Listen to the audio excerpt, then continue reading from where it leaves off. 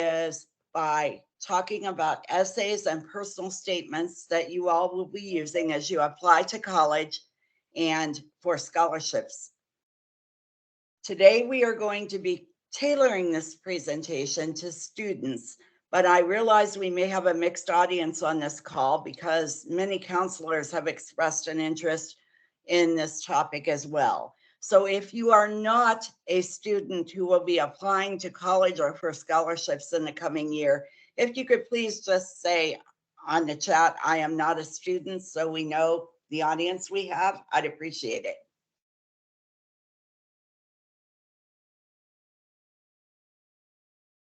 Everyone so far a student, Emily? Looks like it. All right, we'll get started then. And again, if we have any of our counselor friends or other higher education professionals or high school professionals joining us, we welcome them as well. So we'll all learn a thing or two today. My name is Diana Mateer, and I'm accompanied today by Meryl Stewart. I almost said Meryl Streep, Meryl. Meryl Stewart, who is a colleague of mine at College Depot. We will be presenting the content today, but we have an army of folks from College Depot assisting us.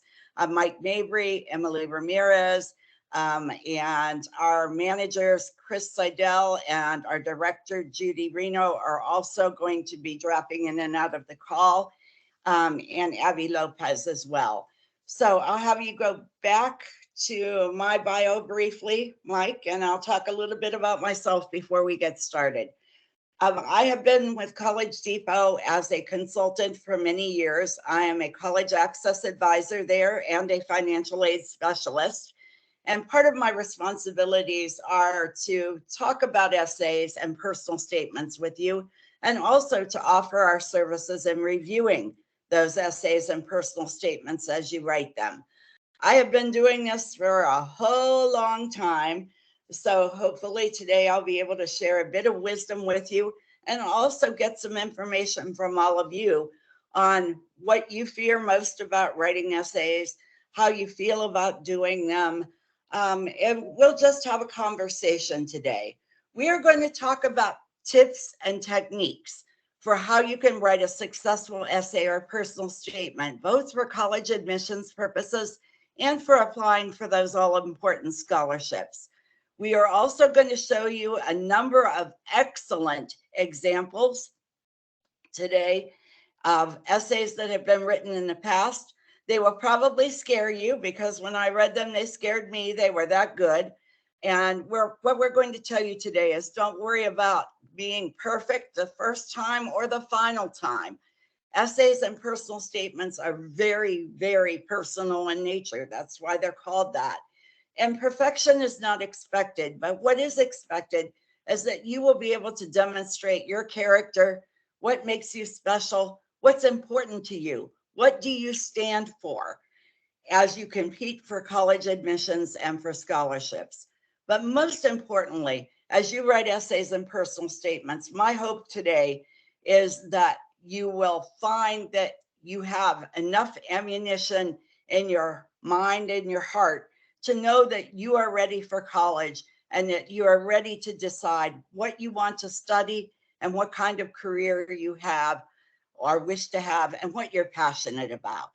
That's the real purpose of writing. You're writing for yourself as much as you are writing for other people.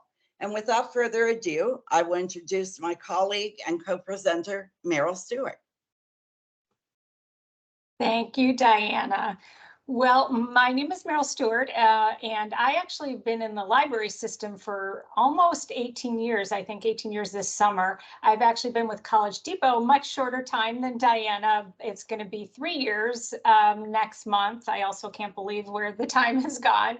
And I also help, along with Diana, I am also one of the essay reviewers here at College Depot. It's been a wonderful experience getting to read students' essays. I've enjoyed every minute of that.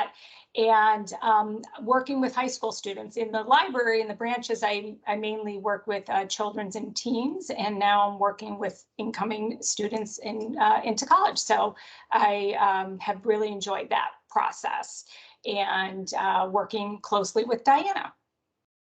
Thank you. All right. One of the first things we want to cover with you is what in the world is the difference between a personal statement and an essay? Often these two terms are used interchangeably. I even do it, but there are some subtle differences between a personal statement and a personal essay. First of all, your personal statement is just that. Who are you? What's important to you? Usually you want to focus on one or a couple of themes. It's not a resume that you're writing. It's not a chronological history of your life, but it's just a glimpse into who you are. And again, what is your character and what's important to you? Typically, a personal statement is shorter in length than an essay. It may have a word count, but it is usually not as long as your essay may be. It is intentionally autobiographical. So a personal statement is about you. It's all about you and what's important to you, who you are. It is the breadth of your being. Your academic skills, your talents, and your interests, although you don't want to focus just on that because your application will tell your readers what your grade point average is, what your test scores are, what your extracurricular activities are. Those will all build into who you are as a person, but your character traits will probably be the most important part about the personal statement. What do you value? What do you believe in? And we'll talk about ways in which you can discuss that in your essay without too much information or revealing things about yourself that you'd rather keep close to the vest. You also, in the personal statement, have an opportunity to say who you're becoming. What are the past accomplishments that you had that led you to decide to study a certain subject or to choose a certain career? What is your present snapshot? Who are you today? What are you doing? What's brought you to that? What evidence do you have to show that you should truly be pursuing this major? And that may be not because it's the most money-making thing ever, but because I really, really want to help people. I really love to analyze things. I love logic. Those are the kinds of things they're looking for in a personal statement. And also an opportunity to talk about what you want to do in the future. What is your academic and your career plan? That's what a personal statement has. A personal essay, on the other hand, is generally longer in length. It may have a higher word count, and we'll talk about that today. It is not necessarily autobiographical. We're going to take a look at a lot of personal essay prompts or questions, and we'll use those two words interchangeably today. And we hope that you will understand that as you answer those questions, there may be some autobiographical data that you're including in your essay, but you're really, really focusing on answering a question or describing something. Prompts will have a greater range. It may be ranging from what did you do as a child that was a hardship for you? Or name something that really affected your choice of a major. Or it may be much more specific. Talk about a book or a quote or a movie. Or discuss a social issue of the day. So the questions can be very wide ranging. They will display the answers to those questions, your writing skills. It will showcase what you think about the question. It will allow you to be creative in your answer. So you don't have to start an essay that answers a question with, my answer to this question is. We will tell you not to do that, and we will show you how not to do that today. So you can be creative in your responses. And hang on 1 minute. Okay, now I'm not seeing the people in the lobby. It may allow you to answer a more narrow question than tell us about yourself. So you may have more opportunity to get specific in a personal essay. And many prompts will anticipate that you write in self-reflection or you relate your answer back to your present or future self. Because anytime you answer a question, you are inserting your own beliefs and personality in that answer. Because as all of us know, most questions do not have a single yes or no or correct answer. There are nuances to every question that is asked, and your answer will prove that. Next, Mike. And I want to caution all of you too, or invite you rather than caution. If you do have questions, please type them in the chat. If that's not working for you, feel free, if you can, to unmute yourself, and we'll be able to entertain questions all along. If you don't ask questions, we will ask you to play with us at a couple of points, and we will invite you to interact with us in that regard. But if you don't ask us questions, we'll breeze through this, and we will be a bit disappointed because we'd like to hear what you're concerned about and what you're interested in. So let's talk about who uses personal statements and personal essays anyway. Why do you have to write these things? Many admissions departments ask you to do that. That may be a college or university admissions office that has its own application process. It could be the Common App or the Coalition application. And for those of you who aren't familiar with those terms, the Common App and Coalition applications allow you to apply to multiple colleges, usually private institutions out of state. And the Common App has its own set of questions that you need to answer for the application in general and for the individual colleges. We'll go over those today so you're familiar with them. And you may be applying to an honors college within a specific college or university, like the Barrett Honors College or the U of A Honors College, or an honors college out of state that has their own more specific prompts they wish you to answer, because they may have admitted you very happily into the institution, but they may be more restrictive in admitting you to the honors department within that school. And then, of course, all of you, I'm sure, are interested in scholarships. That's the free money we all hope to get to help us afford college. And personal essays and statements are extremely important for institutional scholarships, many of which will make an evaluation of you, not just based on your grades or your test scores or your activities, but also will look very, very hard at what you've written in response to their essay prompts. Local and national scholarships, and the big national ones are everything from QuestBridge to Posse to the Dream US Scholarship. All of those will have a component of either short answer personal essays, or they will ask you to write a personal statement. I want to spend just a moment before I turn this back to Meryl and telling you that many of you have been led to believe that personal statements and essays make all the difference in whether or not you get admitted or you get the money. They are only one component of your admissions or your scholarship journey, but they can be the turning point if an admissions committee or a scholarship committee is on the fence, or if you look just like every other applicant because you're all perfect. And many of you have the same grade point averages, you have the same grade activities, you have the same test scores or similar test scores.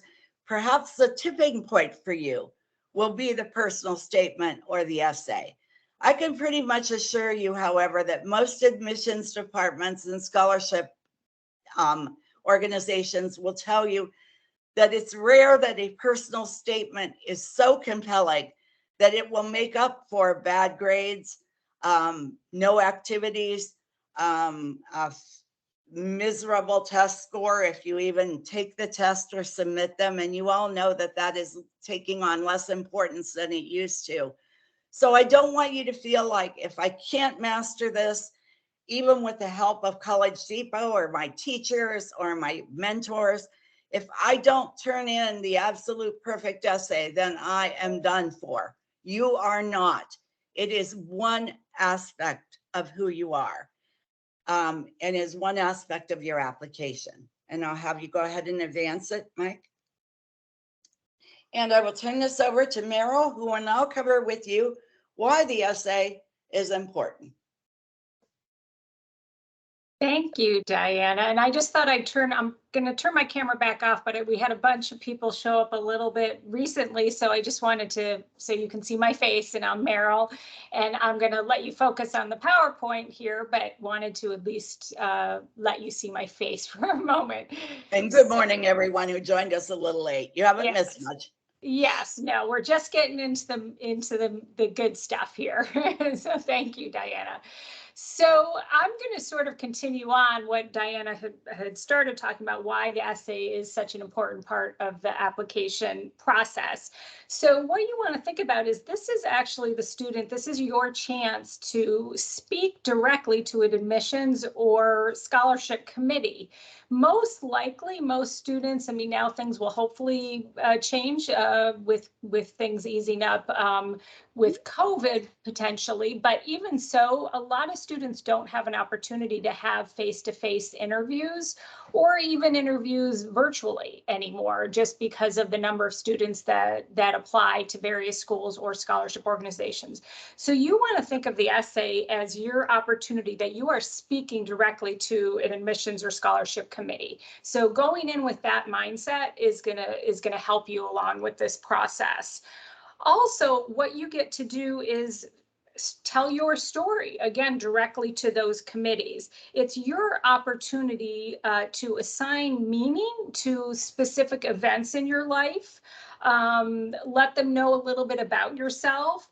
The event itself, and this is something I'll repeat later on as well, a lot of students worry about what story they need to tell, or it has to be something really exciting.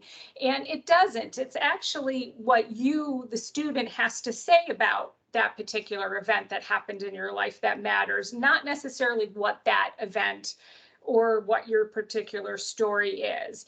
You want to talk about things like, how did that specific event or experience change you?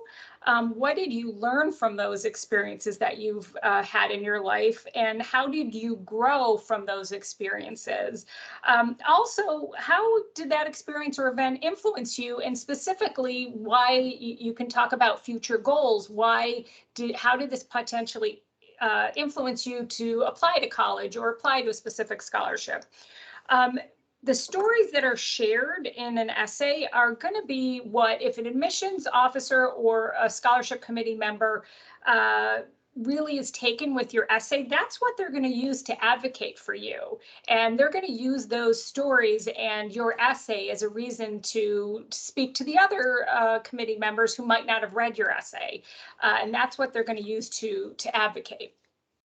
Also, it gives you an opportunity to portray your personality. Again, just continuing on along those lines, that the reviewers want to know who you are as a person. The essay will reveal important information about you, that your grades and your test scores, all of that is on every application that you're going to fill out. You're going to fill out if you have a 3.5 or a 3.8, and you're going to potentially fill out what you got on your ACT and what classes you took. Those really are just cold facts on a piece of paper, right? Where in an essay, you can actually show your personality and be creative depending on the type of question that you get.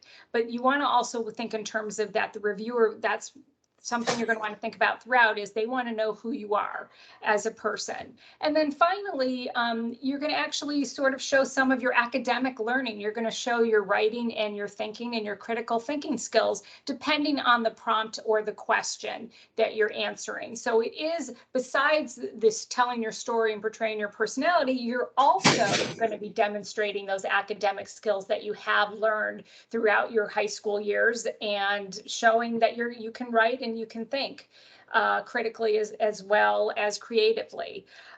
Basically, when all else is equal, grades, your test scores, extracurricular activities, if there's two candidates that everything looks identical on those applications, those personal statements and essays can really help you stand out from the crowd and make those reviewers remember you.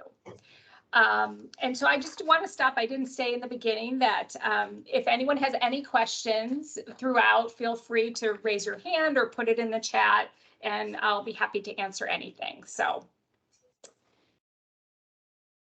Okay, so here is some examples, and we have a couple, the next slides are going to show you different examples. Again, as Diana mentioned, you're going to hear us refer to them as either prompts, essay prompts, or essay questions. They're the same thing, basically.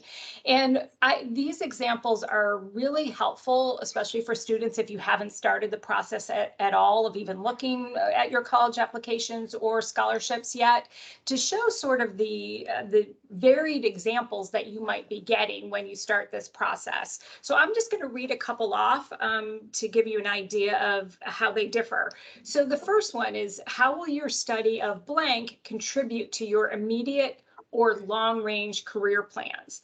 Now you'll notice that question is a very targeted and very specific question. So that's going to be, say you're up, you want to be a doctor down the road. So you can talk about why you want to major in medicine, that kind of thing. It's a very targeted, specific question. The next one is, describe how you have demonstrated leadership ability both in and out of school. This one I think is a great example because you have to be careful with this kind of question. Notice how they say both in and out of school. You might write a wonderful essay about all your leadership roles that you've had in school, whether it be sports or certain clubs, and then you completely forget to write anything about maybe out of school, volunteering, things like that. So then it shows that you really didn't answer the question completely. So you really want to be careful and read those questions carefully and answer them to the best of your ability. And of course, even if you don't have, sometimes questions like this can stress students out because demonstrate leadership ability. And this is where you're going to do that brainstorming thinking, and you can even working with us, because sometimes just because you weren't president of 3 different clubs at school, or you didn't run a volunteer organization outside of school, doesn't mean that you did not demonstrate leadership ability in certain areas. So that's, again, I know these kinds of questions can sometimes stress students out because not everybody does have those leadership titles, but that doesn't mean that you didn't demonstrate something there. Also, number 4 is a great example of a very broad question. It's just asking, why do you think you're a good candidate to receive this award? Now, you can take this in a million different directions. Now, some students like questions like this because it's so broad and they can do whatever they want. But some, again, this is like, what do I write? Where do I go with this? But it gives you the freedom to choose where you want to go. So those are just a couple examples that I wanted to read off on this slide to show you sort of the difference between some of the targeted questions and then the broad ones, and then also to make sure to really read those questions closely. And Meryl, I wanted to add in there, those questions, Meryl and I always say these questions are pretty obvious, right? And they sound pretty simple. You might even think, wow, that's a really obvious, stupid question. But the question may be simple. It might even seem stupid to you, but there are no simple or stupid answers. So no matter how obvious or how direct or how easy the question seems, you can take it and run with it and do an excellent essay that shows all of the things Meryl talked about. Your answer is brilliant. That's what you need to strive for. Excellent. Yes, I totally agree. And we're going to have some wonderful examples like Diana mentioned later on that allows you to see how students have answered similar types of questions like this. So here's just some examples of specifically in-state Arizona prompts from colleges. So ASU, U of A, that kind of thing. So I'm just going to read a couple of these, which I think some of them are pretty fun. The first one is, what do other generations misunderstand about your generation? Now, lots of different generations have their own opinions about what people misunderstand. As a Gen X, I could answer this one very easily. But that's, that's a fun question to me. You could really have a good time with that one. The one I know Diana, one of her favorites, we've talked about it, is number 3. This is a prompt. Literally, all it says is water. That's it. There is no question. What would you answer? Could you imagine if you were a really creative writer, where you could go with that?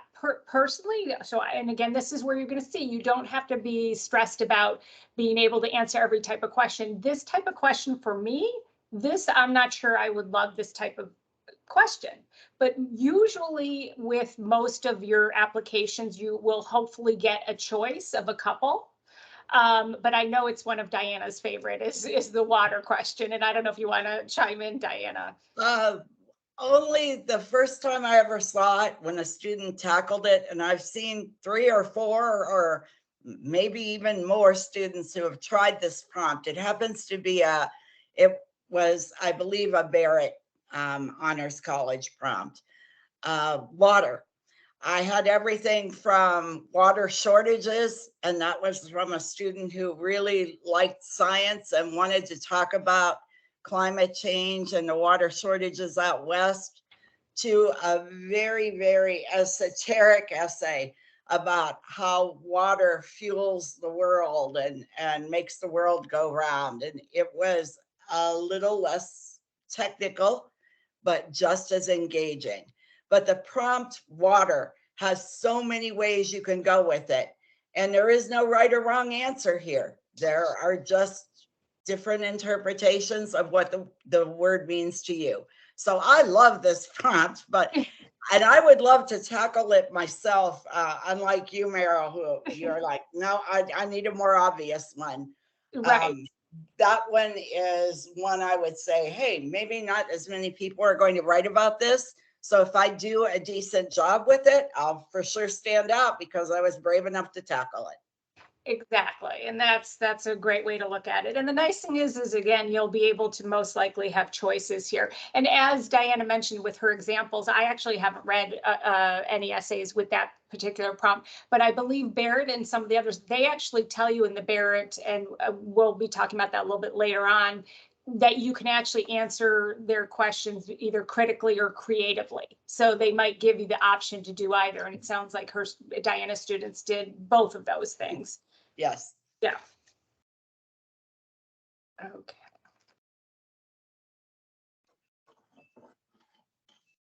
And next slide. Thank you. And then here are the Common App personal essay prompts. These were the ones used last year. And some of you might know what the Common App is. It's basically a very comprehensive application that'll be different than the in-state prompts if you're applying to ASU, for example. Many out-of-state schools, I believe it's over 200, utilize the Common Application, where what you do is you fill out a main application, and there are standard essay prompts on that application that every school utilizes. And then what you do is you add your schools to a dashboard. So say you're applying to 5 out-of-state schools and they utilize the Common App. You would add those schools to the dashboard. You'd answer these particular essay prompts, and then each school might have supplemental essays as well as other supplemental materials. But these are the general questions that are on the Common App. Most likely they're going to be the same, but you'll be able to check for sure because the Common App officially opens on Monday, I believe is August 1st. So, but they have not changed the last few years. So we just wanted to give you an idea of what you might be seeing. And I know the first question here, I'll read it off. I've actually gotten this one a lot. It's some students have a background, identity, interest, or talent that is so meaningful they believe their application would be incomplete without it. If this sounds like you, then please share your story. That one is used a lot. I've had a lot of students answer that one as well, because again, you can go in so many different directions, and there's not a right or a wrong answer, because it's going to be you talking about something that's incredibly important to you. So I think that's a great question. Another one is that I've seen a lot is number 6, which is, I also believe it's actually utilized on the Barrett, or it has in the past, is describe a topic, idea, or concept you find so engaging that it makes you lose all track of time. Why does it captivate you? What or who do you turn to when you want to learn more? And again, I think this is a fascinating question that students, you can talk a particular subject in school, something academic, or you can talk something like comic books. I love comic books, and this is why they are important to me, and I lose all track of time. I've had all different kinds of answers with that one, music, things like that. So I think it just gives you an idea of, again, of the variety of the types of Common App essay prompts particularly. Oh, and it looks like we have a question. Let me see. I'll take a look. So the question is, do you have to respond to all the Common App essay prompts, just one of them or just the ones you want? That's a great question. So these are 7, they give you, you have to choose 3 is how it's been done in the past. But now again, depending on what schools you're applying to, they will have supplemental materials and potentially supplemental, and some schools have multiple additional essays. So that's why starting on Monday, August 1st, if you are planning on doing out-of-state schools, it would be a great idea to start working on it immediately. And I don't know if Diana, if you have anything to add on that. Yes, I think on the general common application, it will require you only to answer 1, but as Meryl mentioned, there are tons of supplemental questions that may be asked depending on the colleges you choose on your Common App to apply to. And that's where some of these additional questions or versions of them may be asked. So you may be writing 1 general essay for the general application, but you may be asked at the end, you think, I'm all done now, I don't have any more to do. And then you see a list of supplemental questions which require you to respond to some more of these types of prompts for the individual schools. Stanford, I believe, has 10 supplemental questions. They are short answer and they look a lot like this one. But for the general application, you will probably only have to choose 1 at 650 words. And then you're going to see these other ones that you did not pick in the supplemental applications. I also wanted to mention a little bit, you scared me there, Meryl, when you said the application opens August 1st, because if I were a student, I'd be going, oh gosh, I only have till Monday. I've got to get started and I've got to get done by Tuesday. Yeah. You don't have to be done by Tuesday.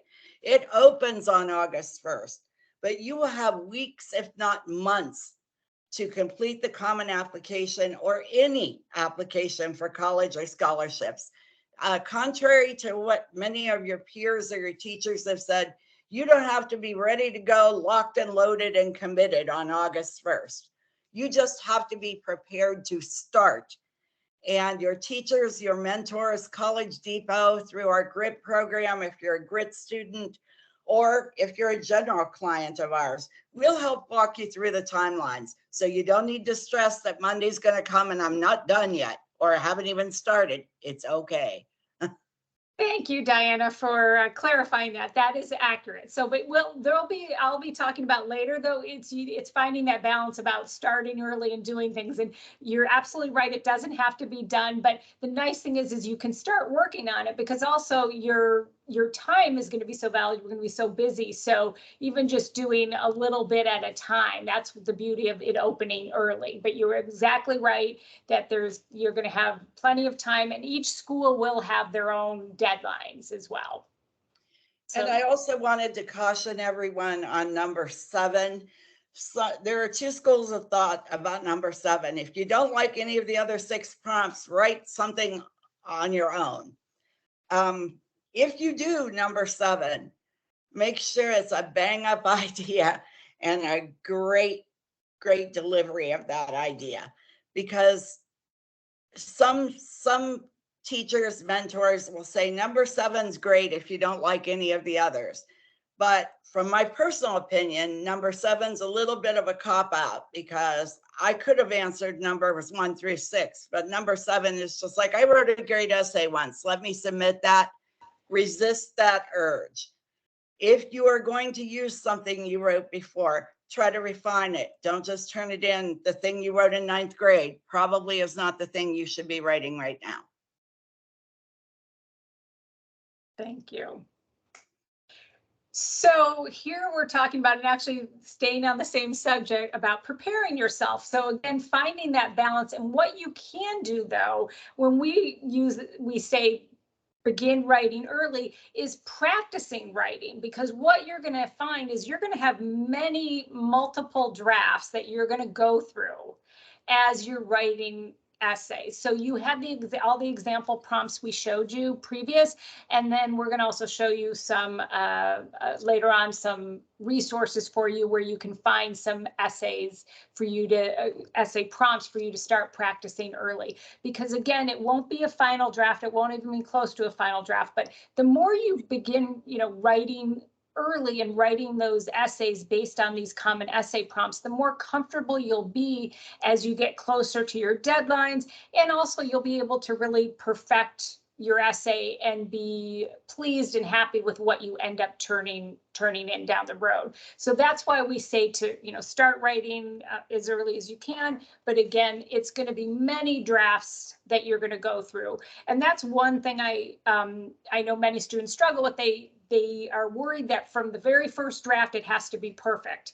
And what that does is it ends up slowing them down in the process. And so sometimes I have to tell them, just write 2 sentences, anything on a piece of paper. It might not be anything what ends up in the final draft, but it's just getting something down to work out your process and think about what you're doing. And then also you can, if you have some drafts that you like certain parts of it, even a couple sentences, you're more than welcome to be plagiarizing yourself as you're answering these different prompts for college apps as well as scholarship applications. So you'll have some information for you to pull from and maybe even write around those certain parts of your essay that you really liked. But yeah, it's a good idea to, if you can, to start writing and using some of those example prompts as well. Also, because some of you might not have ever done this type of writing before in school, it can be a little bit different. Also, what it does, it's going to help you think about how you want to present yourself. Now, we've shown you the questions and prompts you're going to be answering, but then it's up to you to think about not only how you want to answer the specific questions, but how do you want to present yourself to these reviewing committees? And you need to think about the fact that you are a complex person. You've had various experiences in your life up to your senior year in high school, and different events that have shaped you in your life. And you want to be thinking about what you want to highlight for each of the applications. And as you get more comfortable reading these prompts and looking at the applications, you're going to sort of notice that certain committees are going to be really interested in different things. One might really be interested in hearing about adversities that you've overcome in your life, difficult times that you've had, whether it be your personal life or in school, while others might be more interested in what your career goals are or your intellectual curiosity. And that goes back to that first grouping of examples I showed you, where the first one was talking about your career goals. So you're going to see that wide variety, but you're going to be thinking about how do I want to present myself as I'm writing these essays. One way to help you figure out what those committees are really looking for is doing your research. So you want to be researching whatever universities you're applying to and the scholarship organizations you're applying to, and try and cater your essay accordingly. So again, there's going to be multiple things you're going to be thinking about as you're writing. You're not only going to be thinking about answering the prompt directly, but you also want to think about, after you've done your research, what is the mission statement of this particular school? Universities have their own mission statements, as well as scholarship organizations. What are their goals in offering these particular scholarships? So you're going to, again, be thinking about these varied things as you're writing, and also why you might be qualified for a particular scholarship, or why you think you'd be a really great fit for a certain college.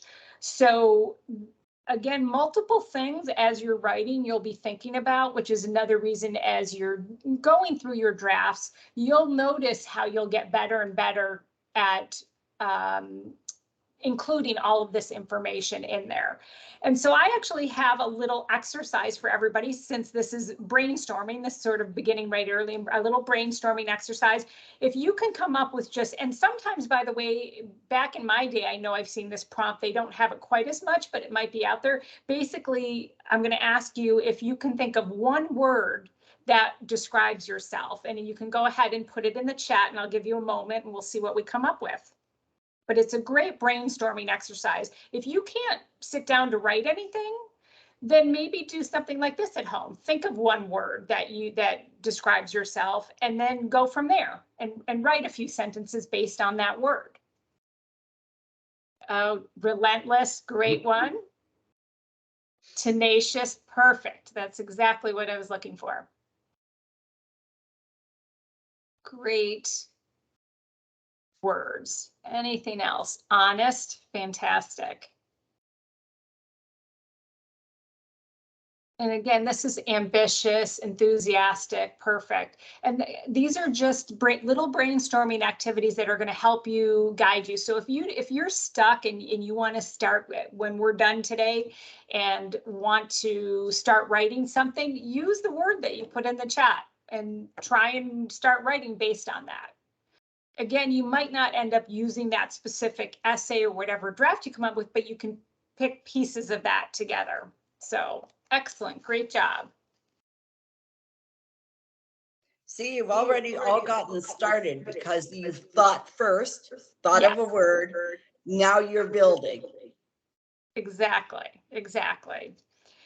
So getting back to how we talked about knowing, doing your research, you want to be thinking about who your readers are, whether it be a college application or a scholarship application. So first of all, understanding their mission. Some will have a very defined, easy to find on their website, a mission statement, figuring out what their goals are as, again, a university or as a scholarship organization. Some might not be as easy to find, so you might have to do some research, but again, you'll be very easily be able to find information on any of these organizations or universities' websites about what is important to them.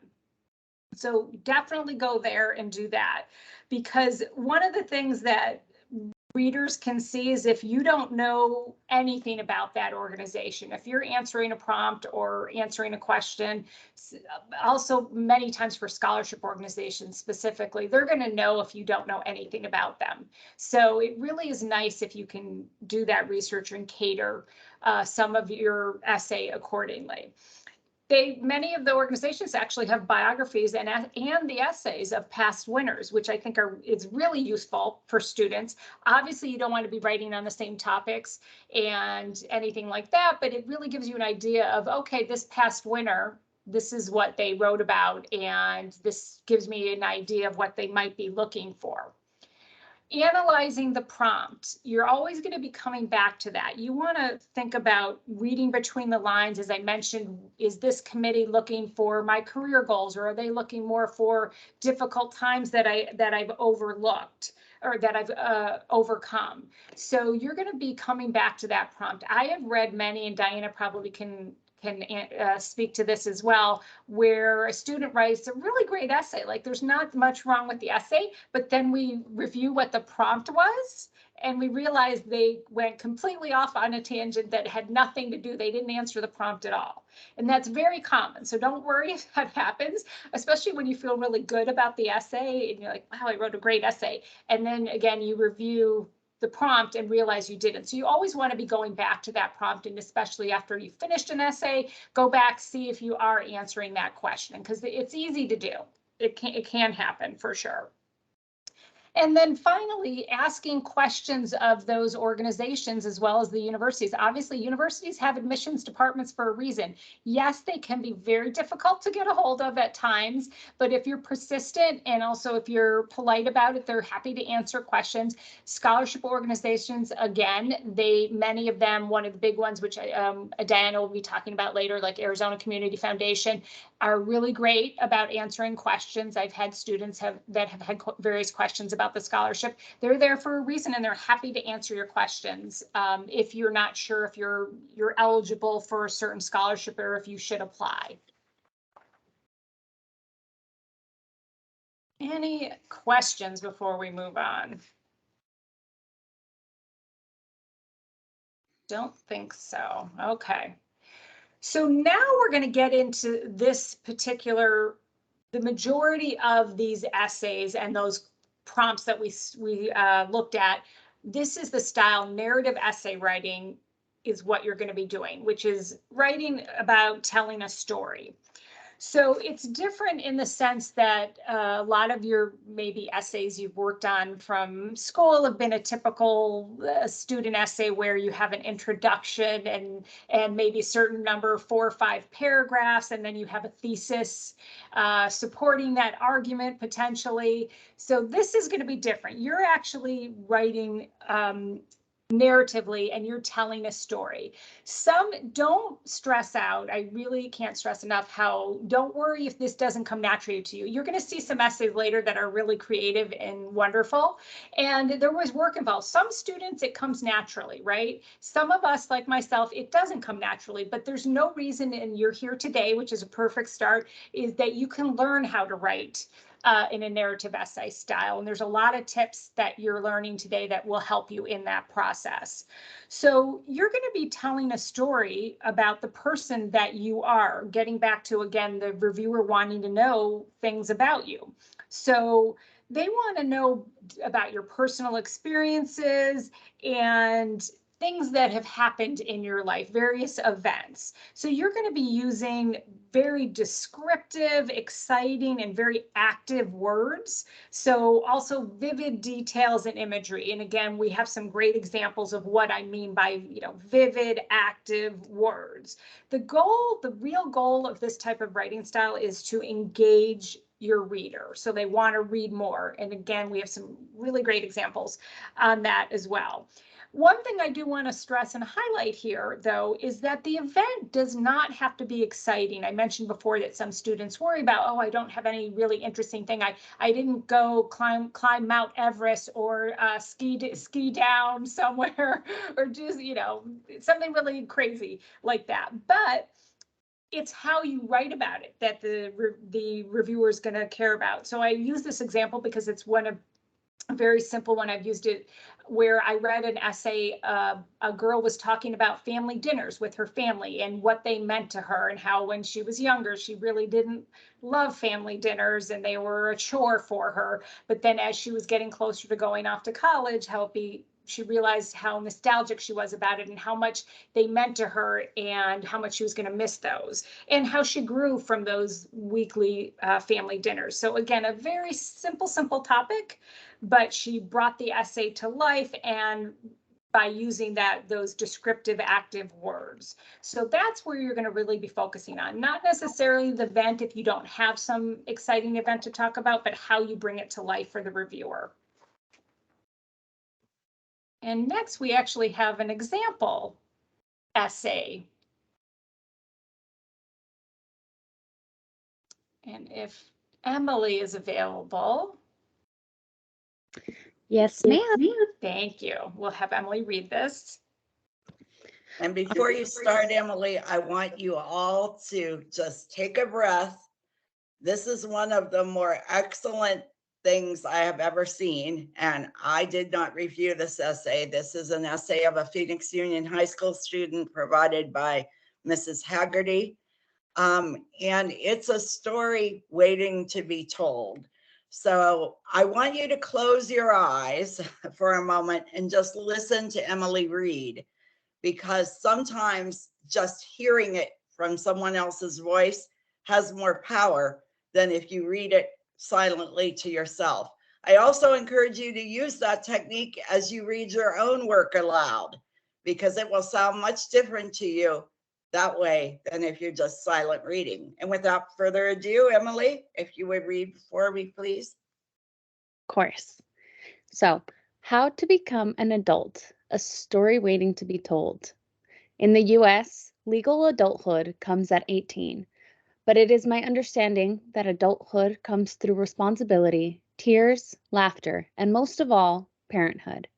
It is effortless to watch other people's children grow and flourish, but having my own was terrifying, new world for me which I was ill prepared. I was not ready for my first, Stanley, but now I cannot envision a world without him. Today, I am the proud parent of not one, but 7 beautiful, boisterous, carnivorous plants. Within my small family, I have 4 sundews, 2 Venus flytraps, and 1 tropical pitcher plant. Of course, they have scientific names, but I only use them when I am angry and my inner parent reveals itself. Many might ask, how does a person become the parent of 7 carnivorous plants? And I can only answer that with a story, my story. It was an ordinary Wednesday afternoon when I came home from school, only to find a charming plant that resembled a leafless, dew-splattered fern perched on the counter. With the eloquence that only a teenager could muster, I asked my mother, "What's that?" She carefully explained that he was our new carnivorous plant, and he was going to be on fruit fly kitchen duty. Over the next couple of weeks, my fascination with him grew, and eventually I adopted him as one of my own. In all sincerity, I did not begin as the ideal parent. I would give Stanley water to drink if he looked drier than usual, and that was the extent of my nurturing efforts. However, my complacency did not last.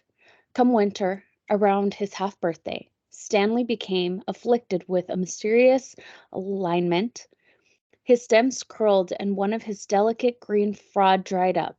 After carefully examining him, I concluded that not only was the lake water I had been using contaminated with some sort of root-eating larva, but my mother's African violets had given him aphids. It was then that I faced with the harsh reality of my situation. I had a plant that I had absolutely obsessed with, but knew nothing about. Michaela John Hopkins, Class 2019. Thank you, Emily. Before I'm about to ask all of you what you thought of this essay, but I want to tell you what I thought when I first read it. I thought, I am looking at a high school student that has a child, and she's talking about parenting, or he's talking about parenting. I'm not sure if this was a female or male, and that's part of the beauty of this. It's a parent, though, but it's a parent of something I never expected to hear about or see. And there were several things going on here, but I'm interested in what you all thought when you read it, other than I could never write anything like this, because I also thought that when I read it. Any comments in the chat about what you think about this story?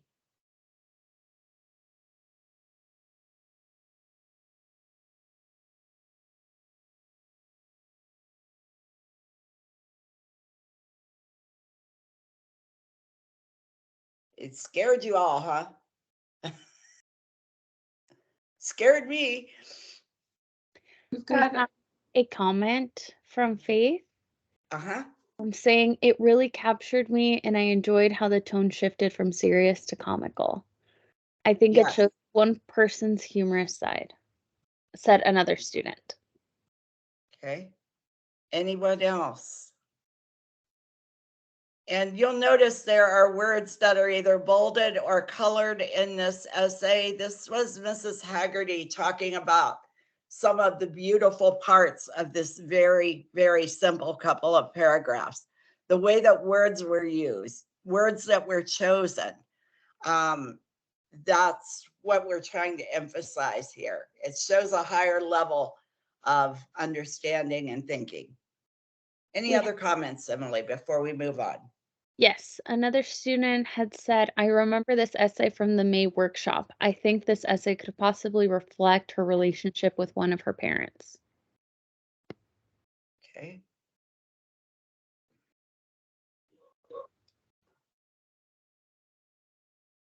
And we do have someone who is in the May set of workshops, and I appreciate you coming back.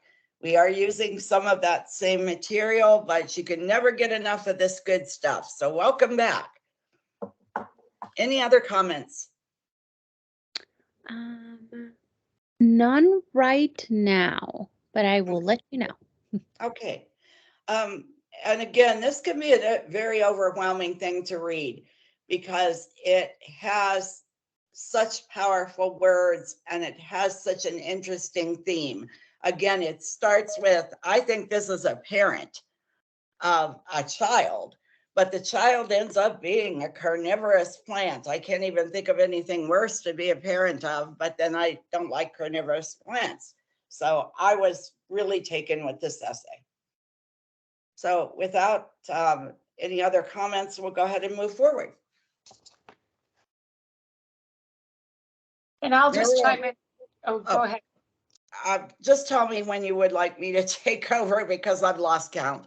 Okay, yeah, this is me, and then you'll be coming in after this. All But right, I did want to add also, I love that last essay, and also I like that it was humorous and it kept you guessing in the beginning. But almost I read it as maybe I wonder if the student also, even though they said they ended that they didn't know anything about the plant, that there was some technical like jargon a little bit in there too. So I almost wonder if this is a future medical student or something along those lines as well. So I thought there was a nice mix.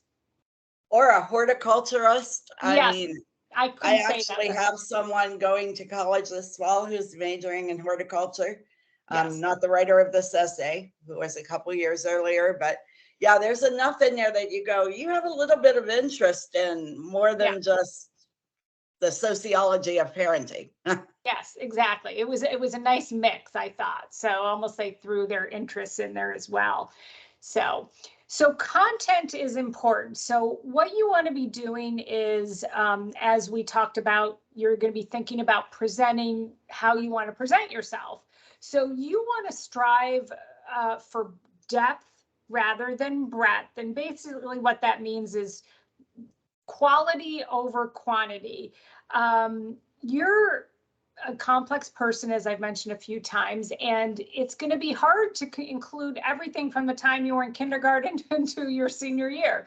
You can't do that. So you want to be narrowing your focus and figuring out what you want to be talking about specifically. It's just too hard. I know I've had students who've attempted it, but for the reader, which goes to my next point, is you want to be aware of their attention span. It's limited and they are reading many, many, many essays. So you cannot include everything that you've ever been through. Also, you want to be focusing on the essay prompt, as you'll hear us repeat over and over again. And then the word limit. Many of the essays you're going to be writing have a strict word limit. So you want to make sure that you are aware of that as well. But you can elaborate on those important parts of the essay. Your distinctive qualifications will come out of that area of focus, those major themes that you focus on. You also don't want to just state, you want to demonstrate. We're going back about those active, vivid words. So rather than telling the reader that you value volunteering in the community, you want to illustrate that with a concept or with a specific story where you volunteered. So I always use my personal example because I wrote about this a million years ago, but how I volunteered at a children's hospital when I was in high school, and I talked about how I really did not like it. I was not interested at all in doing it, but I was doing it for school, and then how it became the patients at the hospital and how that really changed me and how I grew from that. So instead of just, again, saying, well, I volunteered at a children's hospital, I talked about sort of the growth experience that I went through in that process. And I was honest, and we'll talk about that later. You can be honest. In the beginning, I was not interested and did not want to do that. So, but then I grew from it. Same thing, a story like, say, for example, you work with rescue dogs. Instead of just saying, oh, I love pets and I love dogs and I love giving back, you want to talk maybe a specific story about a rescued pet that you saw get a home and what that meant to you, that kind of thing. So you're going to be walking the reader through your experiences and using those descriptive, exciting, or even emotional words as you're talking about your different events or experiences.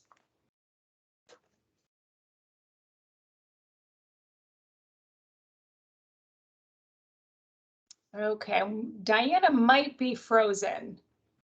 I think we potentially lost Diana, so I can maybe move forward and we'll see if she can possibly rejoin us. Is everybody else good? Are we?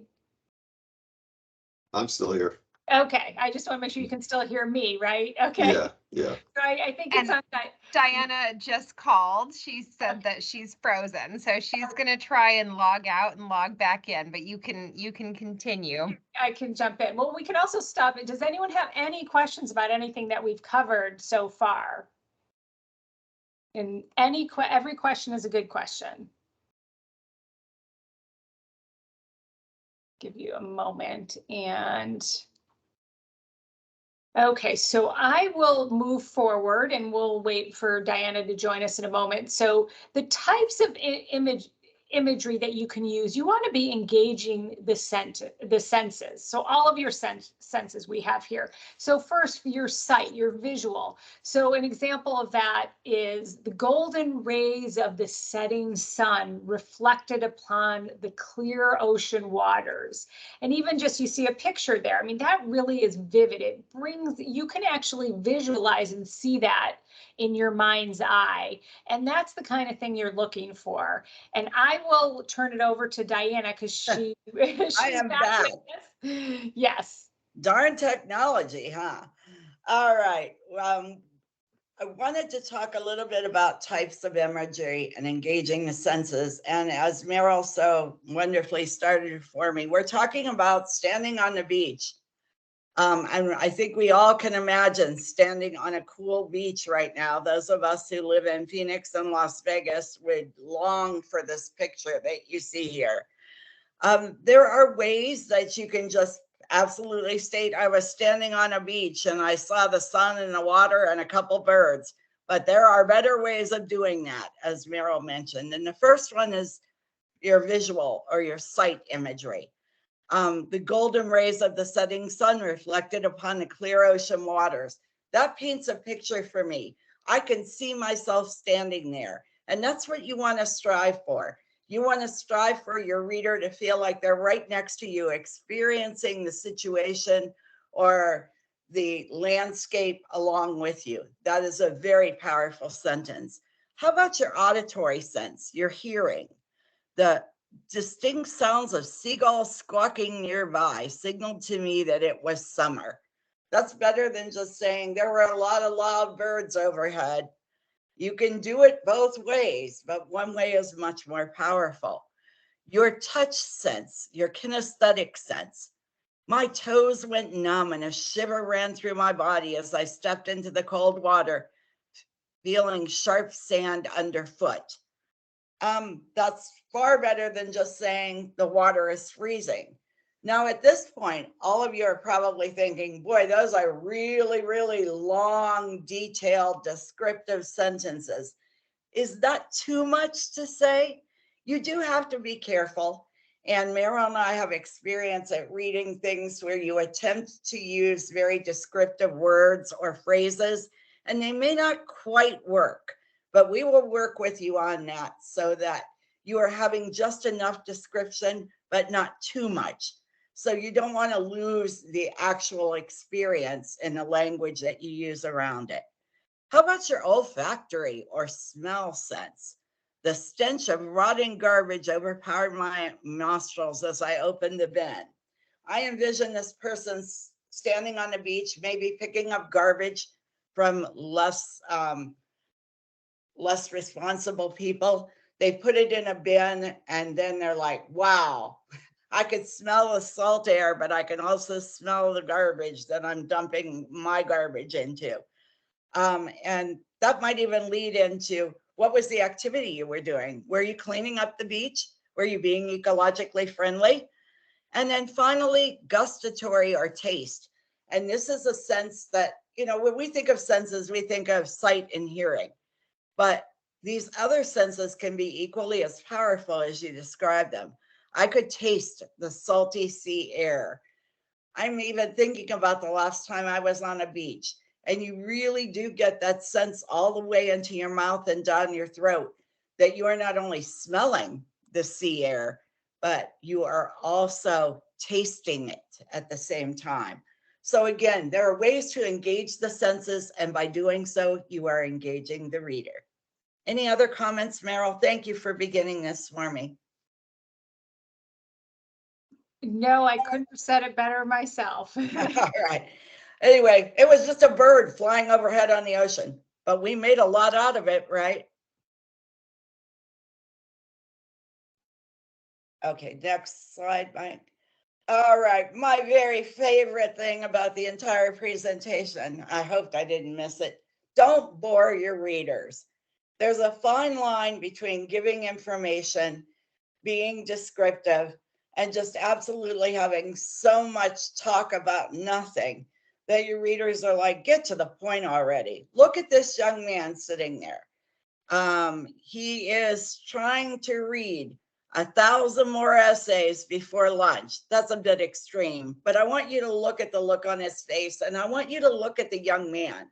Most of your scholarship readers, and particularly admissions committee folks, are not 65-year-old women or men who are full professors. They are staff people, much like you. This young man is probably a graduate of the college that you're trying to get into, and he now has a job in admissions. He remembers that not too many years ago, he wrote an essay just like you did, and he might have thought his essay was pretty darn good.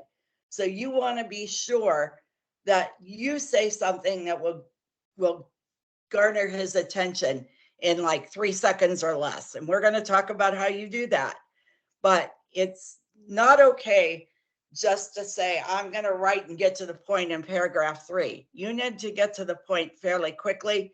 You need to pique his interest, because he may only have, most recently I read that admissions counselors this spring and summer had 8 minutes to look over an entire application. If they don't like your first sentence or your first paragraph, they're not going to read any further because they have other things to do. So please don't make him look like this. And I think one of the students said that they're having trouble seeing the PowerPoint, but it seems everyone else is able to see the PowerPoint. So maybe if that student were to log off and then log back into the meeting, That's maybe what that worked would. for me. Okay, yeah. Because I lost your PowerPoint, but I was listening to you all talk. All right. We'll move forward and hope that that person can catch up with us. Of course, questions can be asked at any point in time. Memorable first lines that hook the reader. This is critical. Do not begin your essay with, I think my answer to this question is, or my name is Diana Mateer and I'm a high school senior. You have wasted words, precious time, and your chance to make an impact by doing that. And if I read that essay, I will find the one line that makes the most difference, and I will move it to the front of your essay. Here are some very memorable first lines. The first one, Mom, I'm gay. Where is that going? That's a pretty powerful statement. I want to know what had transpired with that family after that revelation by the student. How about I became a pastry chef at age 8? Well, I still can't be a pastry chef. So I really want to know what helped this student to gain that skill set or that interest at such a young age. The third one is very precious. I spend weekends next to people who talk to walls. Does that inspire me to want to know more? I surely do. First of all, I want to know why the student spends the weekend with people that are talking to walls. I also want to know, who are these people talking to walls and why? There could be so many directions these essays could go. And that's why the first lines are so very intriguing and powerful.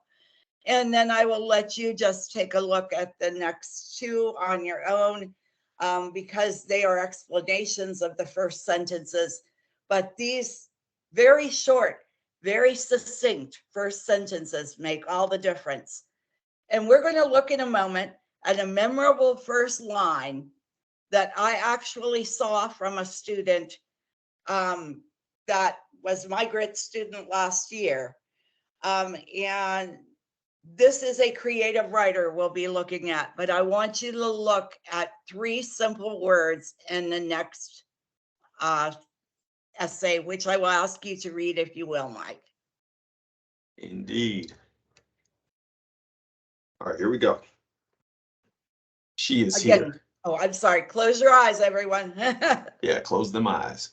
All right, let me admit Faith back again. All right. All right, here we go. She is here. I go through life with her in my periphery. She's simply there, silently waiting and watching, encased in amber, waiting to burst free into this world. Her name is Arisla, and I am the only person who can translate her into reality. She may not be flesh and blood like us, but she is just as real to me as any other person. Real, just like the title of my book. As of now, over 150 pages of her story unfold within the cybernetic mist of my Google Drive.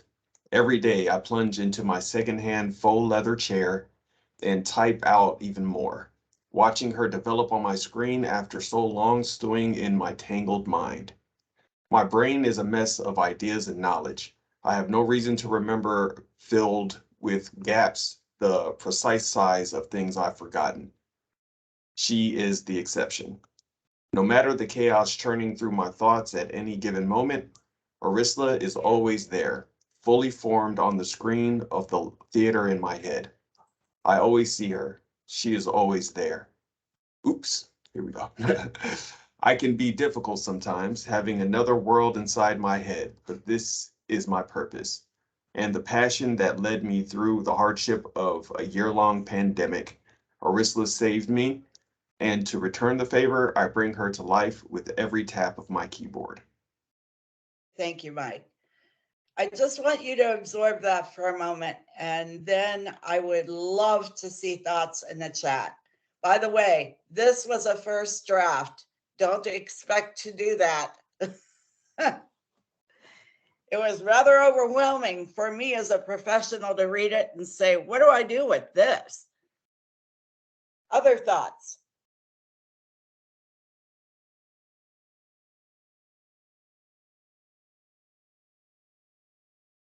I don't know if the writer was prompted to be poetic at all in this essay, if that was part of the requirements.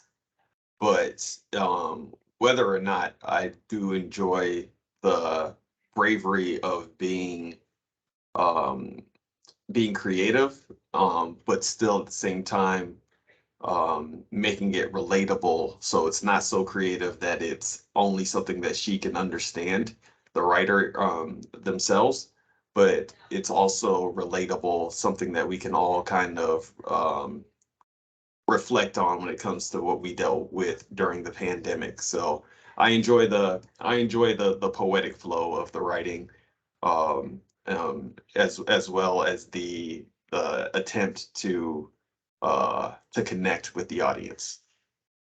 Thank you, Mike. Very insightful. By the way, I'm not sure what prompt she was answering, but it had nothing requiring poetic language. But her use of, obviously, this is a novelist, right? She's a writer. She started as a writer before I ever encountered her. This was a first draft, and I could think of absolutely nothing to do to it, but it started with 3 simple words. She is here. The length of the sentences vary, gives it a very poetic feel, as Mike said. She has a very high level of language usage. Do not expect your essay will look anything like this even after 6 drafts.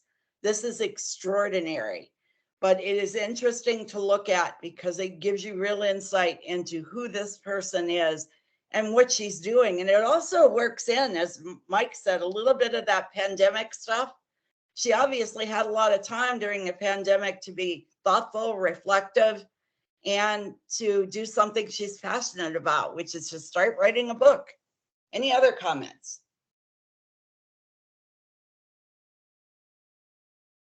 Everyone's like, I'm not going to do that.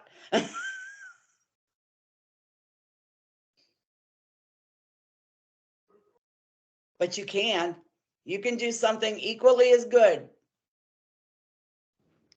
Faith says very inspiring. Thank you, Faith. I thought so too. That's what scared me. I'm like, what do I do with this? It's beautiful. Anyone else, Emily? None in the chat, but I can think of something which Certainly, please. And what I found interesting is that it almost takes a tone of like a love letter or like a thank you letter, which I think is really interesting for someone who might receive this essay and read it, because it's different. You know, when you think of an essay, you don't think of creating something that might come off as like a thank you or appreciation or love.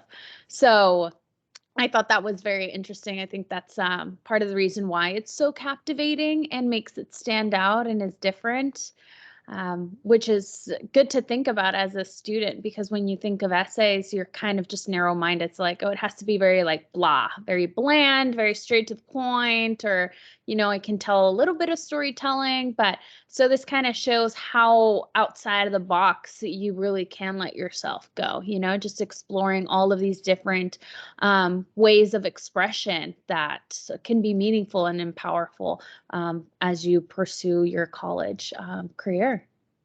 Absolutely. It is very, very creative, very brave, and it does show that she has extraordinary love for a character that she created or that she's envisioned in her mind and she's bringing to life. So this is a fine example. Again, you can strive to achieve something like this. I think most of you can get very, very close, if not achieve it yourselves. And we'll move forward in the interest of time. We do have a yes. question. Faith asks, question, how do you write exciting personal statements based off of air quotes boring prompts? Well, the personal statement typically will not have a prompt other than to say, tell us about yourself. The prompts usually are for specific questions or scholarship prompts. The question, as I said, can be pretty obvious and pretty stupid at times in your mind. You could go, why would you ask me? You know, name a hardship you overcame. But you really have to just, again, there's a fine line between just answering the prompt and then going beyond it. I really can't give you any concrete evidence until I see you write it, and then I will say this is a better way of approaching it. I think, Meryl, do you have anything to add to that? It's kind of stymieing for me until I actually see the words on paper. Yeah, no, I agree with you. And the thing is, there are going to be more straight, like you use the term boring, but more straightforward prompts. But you can still, like, even if it's something about a career goal or something like that, say like that might be more boring in a sense, less creative. However, you can talk about a specific experience that maybe you had. I know we've read some like that where if it's medicine or something along those lines, and that you can be really creative in the experience that you had that led you into you want to go to school to study medicine. So, but I agree that it's easier once we see the essays, but you'd be surprised. There are ways that you can make things more interesting. And Chris, you had your hand up? Yeah, just if I can chime in. Sorry, I love this question. Actually, I want you to chime in, please. No, I think so. As Diana and Meryl have mentioned, like a lot of this is like personal statements that we're talking about, where it really you do need to be like more creative and expressing your personality. But I think when it comes to prompts, just going back to the organization, the scholarship provider, like who is asking the prompt, what are they about? Like not all scholarship providers are looking for like these super thought out well written essays. A lot of them are just some of them especially if they're smaller, they want to provide like funding to somebody that will align with their mission or something along those lines. So I think that you can answer that question by just like, what is the scholarship provider who's providing the prompt? Like, what are they about? What are they looking for? And they may want something more direct, where it's like, they want to make sure that the money that they're going to is going to a student who has experienced hardships, and they want to be able to alleviate that in some type of way or something along those lines. So just, if you just think about like who they are, what they're about, and then that might help you to know how to approach that answer. If it isn't, you know, something like this where it's like a personal statement, Exactly. or essay where you want more, where it's more about your personality, you know, what will you contribute on campus? You know, when you're talking about people like in admissions, like they're looking at the overall student body and the culture and how each student that they admit will add to that. So I don't know if you had any comments or if you wanted to correct anything I said right there, Diana or Meryl, but Oh, that was my perspective. absolutely not. That's very good comment, Chris. And I think Meryl mentioned an example and you've mentioned examples. Some questions are obvious and the answers are going to be obvious. Then there are other questions like this one, and I'm trying to envision what my student was answering here, but it probably had to do with something that she gets lost in thought, or it stops time for her. She's talking about being an author. I had a student who attended the May workshops who did an excellent job of telling me why she wanted to be a doctor. But she didn't just say, I want to be a doctor because. She began with a very vivid description of her grandmother having cancer and living through that, and being present for her grandmother's death and how that influenced her, and to want to become a doctor.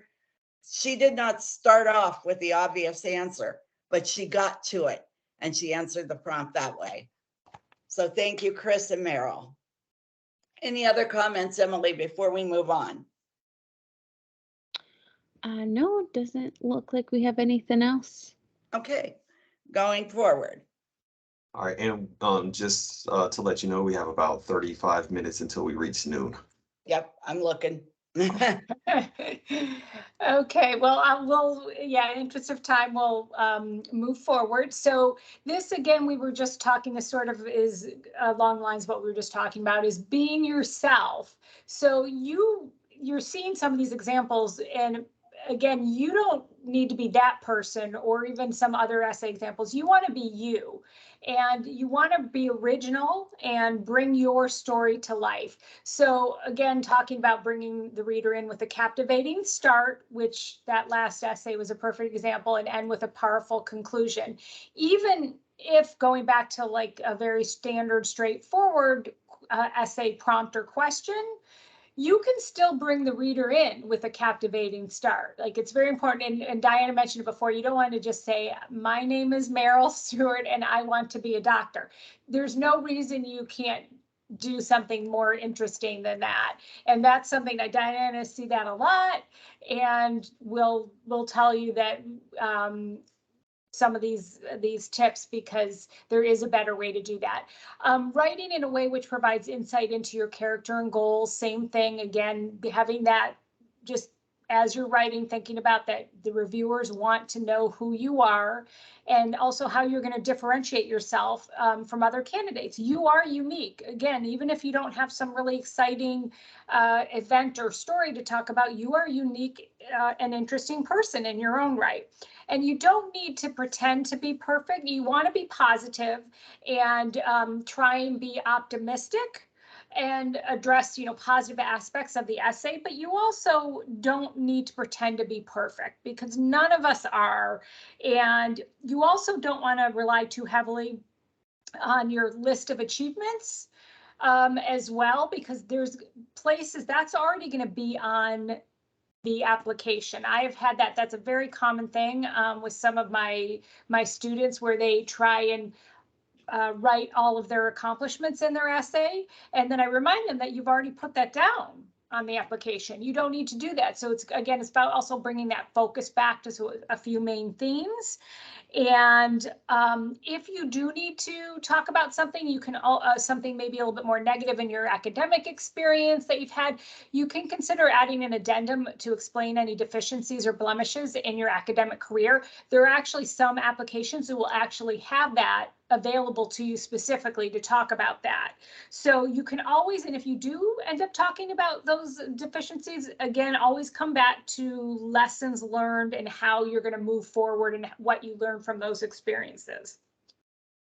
Agreed. Sometimes failure is the best lesson for success and positivity. Yes. And avoid chronologies of what you did. I don't want to ever see in April 2021, when I was in 6th grade. First of all, that's a lot of words that you could use on something more powerful. And so you want to be sure that you're not wasting words, that every word you say means something. Yep. Thank you. So now we're going to show some examples of very specific examples of how to use strong verbs and words in general. So we have 4 examples. I'm going to read them off, and then I'm going to ask you to put in the chat which one is your favorite, which one you think is the best example of using those strong verbs. So the first one is, my cat ran across the field and caught a mouse. The second one is, my cat quickly ran across the field and skillfully caught a mouse. A mouse was fiercely captured by my cat, who ran at a very quick rate across the field. And last, my cat darted across the field and pounced on a mouse. So if you want to go ahead and put your favorite in the chat, I'll give you a moment.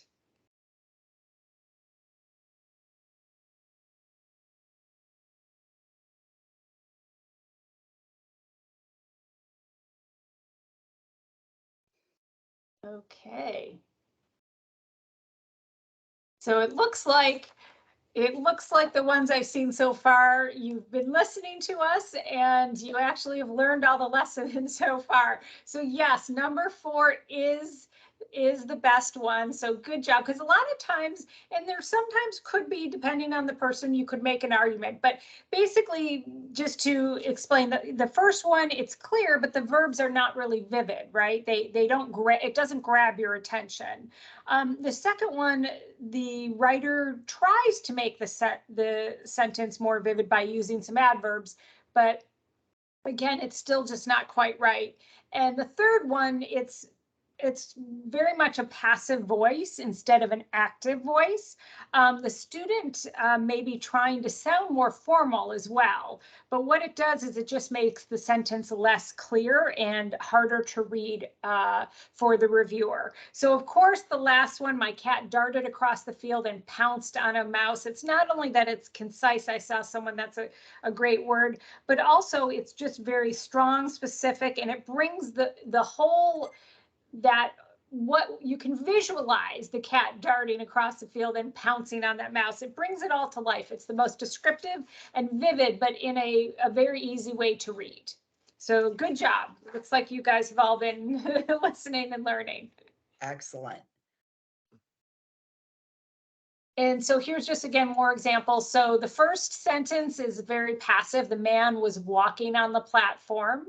We want to make that more powerful and active. So the man strode along the platform. Again, you can almost see that, the difference between using a word like walking and strode. It's just very easy to visualize. Again, here's a weaker sentence. Alex felt anxious when it was time to give his speech. Well, he felt anxious, but a better way to really bring the reader into what he's experiencing is if you said something like, Alex's hand trembled as he adjusted the microphone. His heart hammered in his chest. Again, very obvious differences. And for some students, this is going to be natural for you to be able to use those more descriptive words, but this is a process and it's a learning process for some of us. That I'm that type of a student. When I was writing, is I need to think about that. But now that you know these tips, you'll be thinking about this as you're writing, and it'll become a second nature to you to use some of these more active words. And Grammarly is a great example where you can find active verbs. If you're looking for those, if you're struggling as you're writing, it's a great place. You can see some action verbs. You can also do that for your resume as well. For those of you who've started to work on a resume for jobs, or some schools and scholarship organizations also might require that. So the key is don't let your writing be bland. As Diana talked about, don't bore your readers. And I think in the interest of time, I will just let everybody read this silently very quickly, if that's okay, Meryl. Yep. Mm-hmm. I agree. This is an essay loaded with action verbs. And as you read it, I want you to consider that you do not have to consult a thesaurus or Grammarly, or I Google everything when I'm looking for a better word. What's a synonym for fast? You don't have to do that. It doesn't have to be that sophisticated. So don't use words that you don't know how to pronounce or you don't know the meaning of because you think that's going to impress your reader. It will not. But just strive for the next level up of an active verb.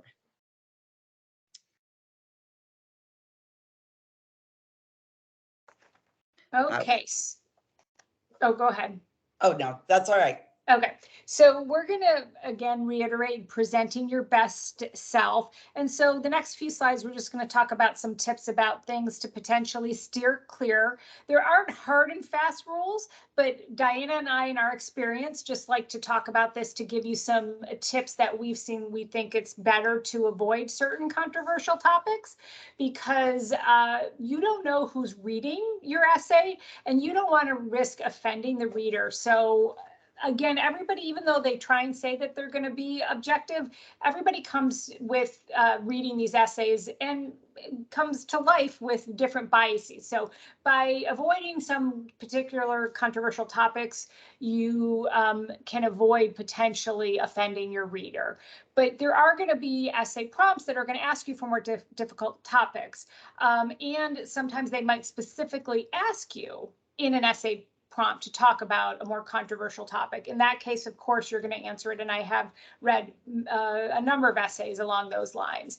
But again, it's just sort of a judgment call and best practice to, if you can, avoid certain controversial topics. Also, you want to edit and revise. I can't stress this enough. Obviously, you already know Diana and myself are available to review and help you with your essays.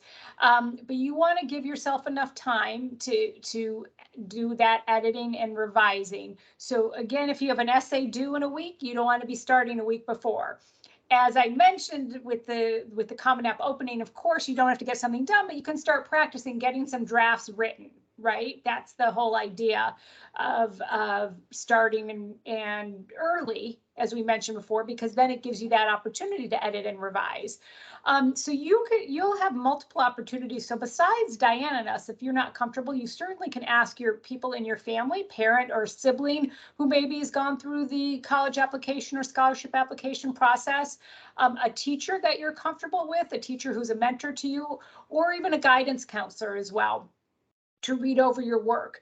I do want to caution here, though, I have said, because some students have too many people read their work, and that can make your head spin, because even amongst Diana and I have reviewed some of the same essays, and people are going to have their own opinions, and we might have differing opinions. That's another thing to think about in this whole process is you want to write the best essay that you're comfortable with turning in. You cannot know what the reviewer truly is going to think about that essay. You're obviously going to take all of this information, but different people are going to have different opinions. So sometimes if you ask too many people to read your essays, they're going to give you maybe 10 different things to change. And I've had that with students where where they've come back to me and said various people said things. So of course, in the end, it's going to be what you're comfortable turning in and because it is your essay, right? It has your name on it. So, but certainly you can ask a few for sure and have another set of eyes to catch any errors and things like that.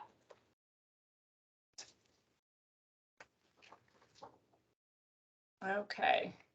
So just some more advice is, answering the prompt always. As I mentioned before, it's really easy when you get carried away. And I've had this happen where someone turns in an essay to me and it's really good. It's not that it's a bad essay, but we realize they did not answer the prompt at all. So you want to be checking that periodically as you're writing your essay. Exceeding the word count, we mentioned that before, coming way under the minimum. Can result in you being disqualified for certain scholarships. Or if you write way over, they might chop off some of your essay as well, because some organizations actually have a way where they can do that, cut it off. You, of course, don't have to be, if they say 650, it doesn't have to be 650 on the dot either. It's just, you don't want those extremes in there. You want to be careful with that. And Diana and I are very good at cutting words. Very. If you're at 651, it's better to be under than over, but not too much under. If you're at 651, I will cut it to 650 some way or another. Yes, exactly. Because what it shows you, shows the reviewers, is that you didn't read the instructions. It's very simply, it's not only that. I have so many students who struggle with it, but to me, as a reviewer, would show, well, you know what, they did not read what we asked them to do. So even if you wrote the best essay in the world, you're showing that you didn't necessarily follow their instructions. Again, show, don't tell. And then the next slide, we're going to talk about a few topics just in mistakes to potentially avoid quickly here. And again, no hard and fast rules, but these from our experiences are topics and mistakes to try and avoid when you are writing. So don't ignore those directions. As I just mentioned, answer all the questions that are that you need to answer. Some essay prompts have very specific instructions. We actually have a slide in a moment here for the Barrett Honors College. They have very specific instructions. So make sure you're following those. Some topics are better under lock and key. You just don't want to really touch on those specifics. Controversial topics. We also have things like maybe most important person. Some people like to answer, and some might ask who's a mentor in your life. However, you got to be careful with those kinds. It's not that it's controversial, it's that the fact is you're going to end up writing an entire essay about your mom and how much you love your mom, but nothing about you. Right? So there's a balance there. You certainly can talk about a person who's important in your life, but be very careful about that because you can get carried away talking all about that. Also, things like sports can be a little bit predictable. You know, I played a certain sport and I scored the winning goal and it was great. Sometimes things like that. But again, it doesn't mean you can't do it. Just you want to be careful with those kinds of things. Same thing with like a death or divorce or a tragedy as well. It could be very difficult emotionally for you to write about it, and you don't know what how the reviewer is going to respond to that.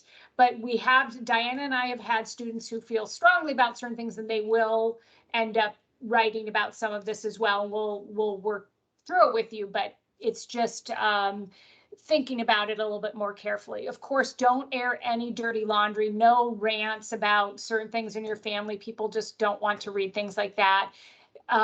Discussing prior criminal behavior, your boyfriend, your girlfriend. Too much information is inappropriate. You do want to maintain certain boundaries in these essays.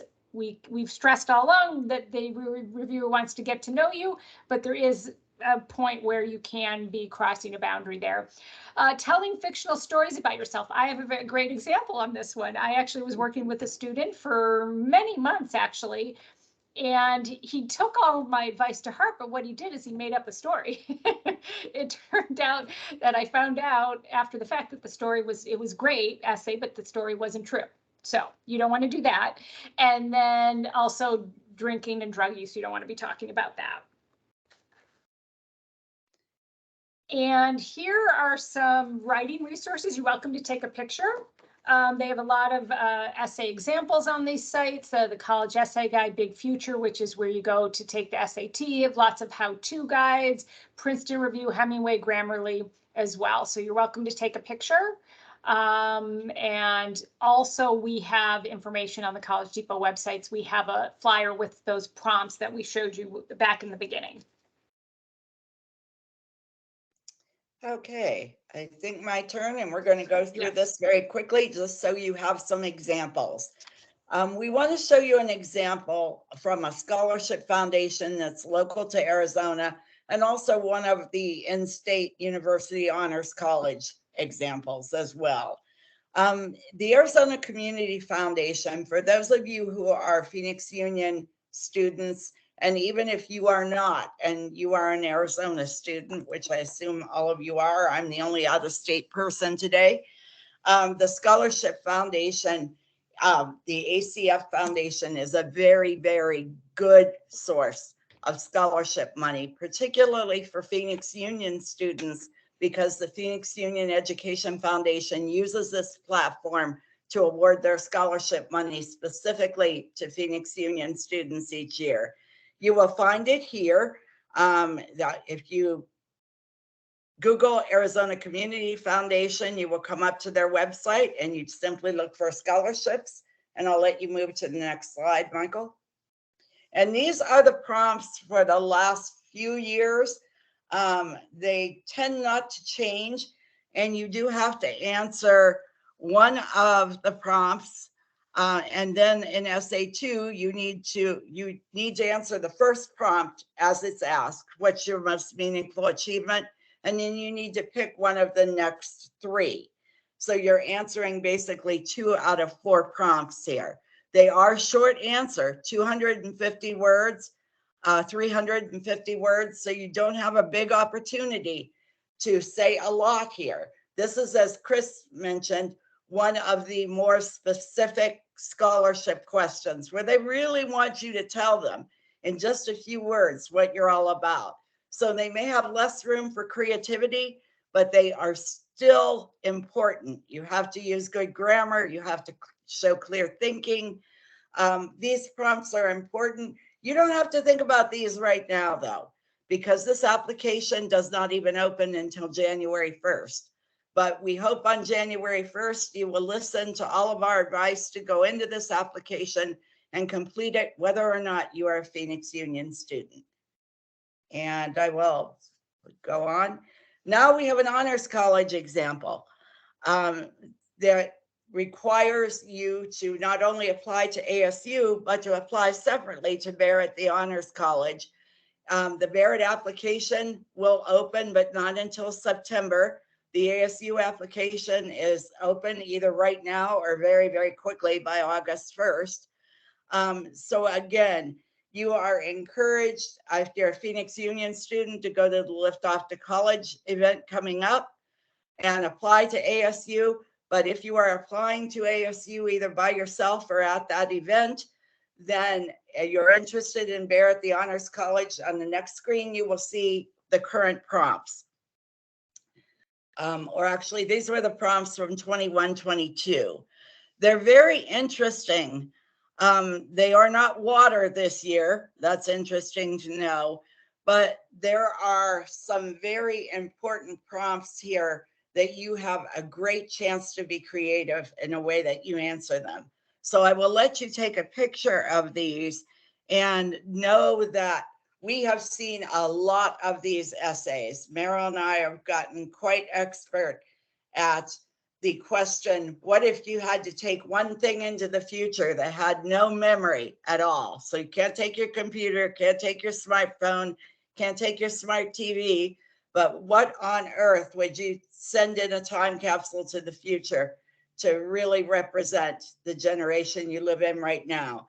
And then the second prompt is your choice of a form of media, whether it's a quote, a TV show, a book that you've read, something that has really spoken to you that you want to discuss further and why it has had meaning for you. These are really, really meaty prompts, and they give you a chance to write a really meaty and creative response. So take a look. If you need a picture of these, please take it. And not realize that maybe for 2022-23, there may be some slight changes, or 23-24 rather. And I did want to jump in here too also, because you'll notice how I talked about reading the instructions, that it's not just the prompt. You'll notice those bullet points at the top. They're very specific. So you're answering those questions, but you'll notice that they want you to keep the following in mind, that they want to know, why are you considering Barrett? They also then talk about value and intellectual curiosity. So you want to be answering these prompts, but you want to keep those 3 bullet points. And this is a perfect example of that, where they're telling you almost what they want you to answer those questions, but they're coming out and telling you what we're really looking for as well. And that doesn't always happen, but they've done a good job of showing. They're kind of really giving you an outline. Do you need to follow it exactly? Probably not, because that will not make for the most interesting essay, but you have to touch on those bullets. Thank you, Meryl. Okay, we'll move on, Mike. And if you are an undocumented student, you may want to consider the prompts. This is from the Dream US Scholarship, which is a national scholarship that does finance tuition and fees at least a few of the schools in Arizona, and I'm sure you could find one that will meet your educational goals. You'll notice this is a very, very practical prompt. It goes back to what Chris said. Dream US wants to know your educational and career goals because they want to support it financially. And they know that as an undocumented student, you cannot currently get federal financial aid. So this is a little bit longer response. They want 750 words max. They also want you as an undocumented student. They know you've had adverse conditions. You have had to overcome certain things or a lot of things during your childhood and early adulthood. So they have a question about overcoming adversity as well, another 750 words. I would say for this scholarship, your answers to these prompts are extraordinarily important because they are looking not just at your activities and your grade point average, but they are also looking at why do you want to go to college, why you can't afford it, what is your passion, and what drives you. And we do a lot of work with the Dream US Scholarship and preparing you for it. And it does open, I believe, in October. I'm not sure about that. See the next slide, please, Mike, and I'll see if it's there. Nope. But if you have questions about Dream US, we'll look it up for you and work with you on it. I want you to remember, a picture is worth 1,000 words. You want to paint a picture with your words.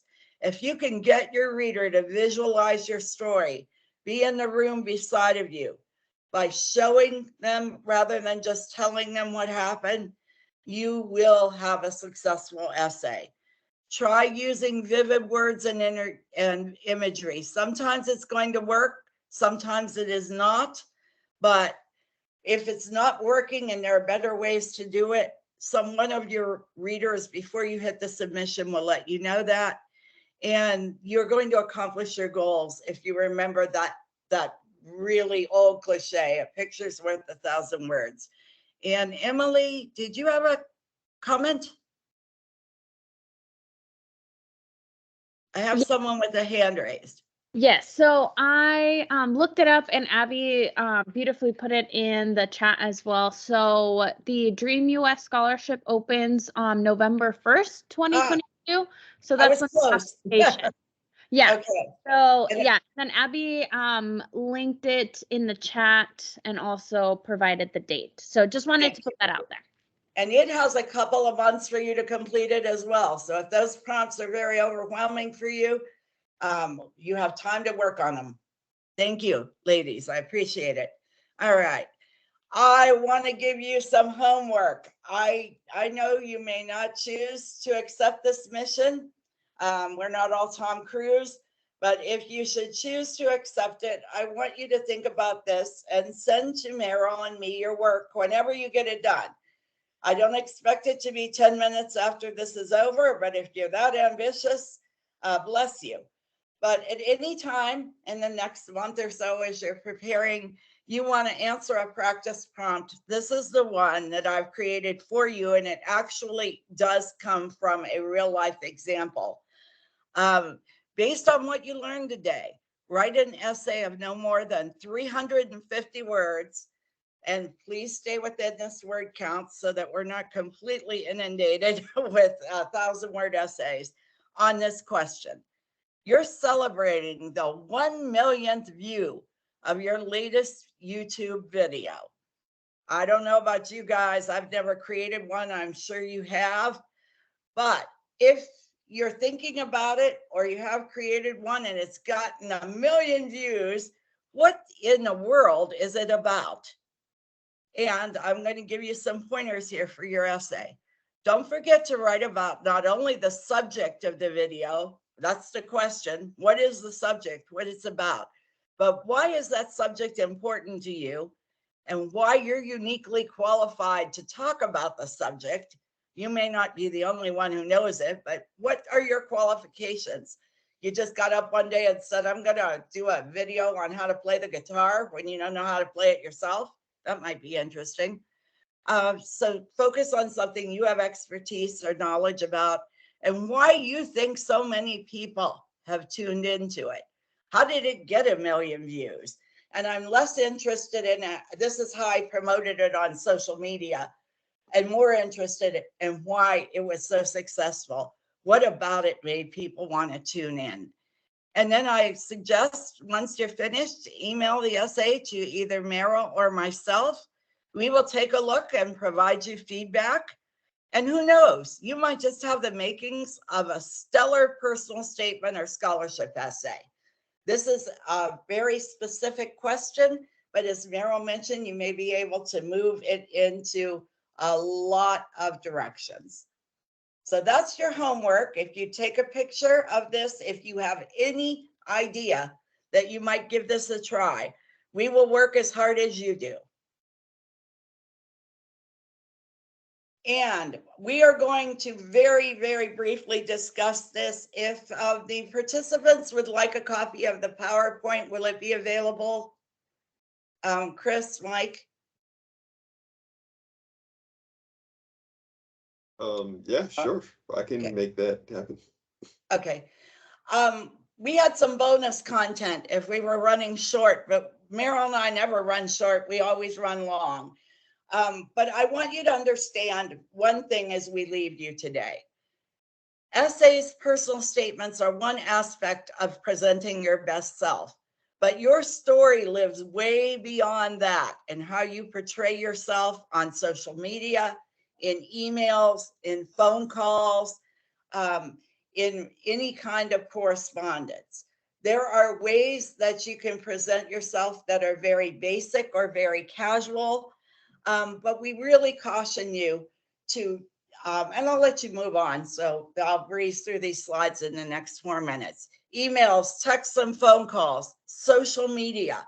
The words you use in these types of situations are equally as important as what you said in the personal statement and essay. Because if in your interactions, you are not very professional or very tactful, or you write like a very small child, but your essay is brilliant, the first thing I'm going to think of is who helped you with the essay or who wrote it for you, and why are you not as eloquent in these other areas? Next, Mike. First impressions are lasting impressions. So when you call me on the phone or when you email me, if you are too familiar with me and you don't know me and you say, hey girl, what's up? Meryl had one of these. I am going to say to you, you might want to be a little bit more formal until you get to know me a little better. Communicating isn't like a research paper, guys, but you really, really want to be sure that you're not too casual. And you want to be persistent in your communication. You want to ask people questions. You want to give them time to respond, but you don't want to be afraid of asking them a follow-up question, or if you haven't heard anything, to ask them to respond to you. And finally, you want to respect boundaries. You might be up at 3 o'clock in the morning, but I probably am not. So if you write to me or text me at 3 o'clock in the morning, chances are you'll hear the next day. And keep going. And these are the people you want to impress. You want to impress college admissions, financial aid offices, scholarship committees. You even want to impress your teachers and your guidance counselors, or your mentors. You want them to be your friends and your advocates. This is the best way to do it. And just a couple more slides, and then we're going We have a to question. end. Someone with their hand raised, Diana. Yes. Faith. Hi.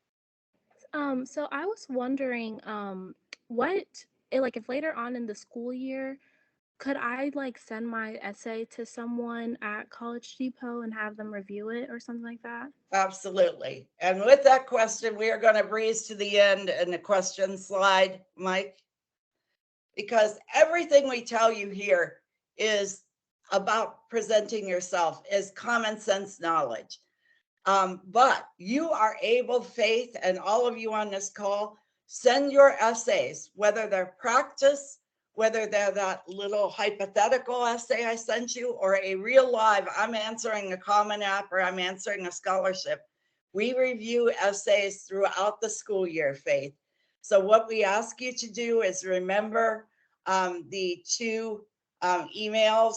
There is on our site, if you want an essay review, there is a way to submit it. And either Meryl or I, usually not both of us, because we don't want to confuse you, but one of us will look at it.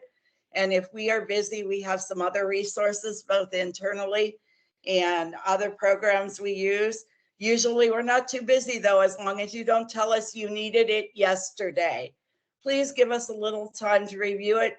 We will do a thorough review. We will communicate with you, and we will even meet with you after we review the essay, if you wish, by phone or by email.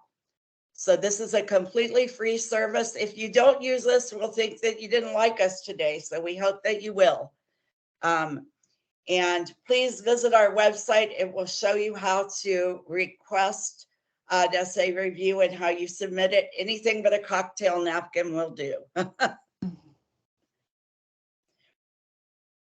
Any other questions before we let you all go? We've run a couple of minutes over. This is a topic that's very near to my heart and near to Meryl's heart.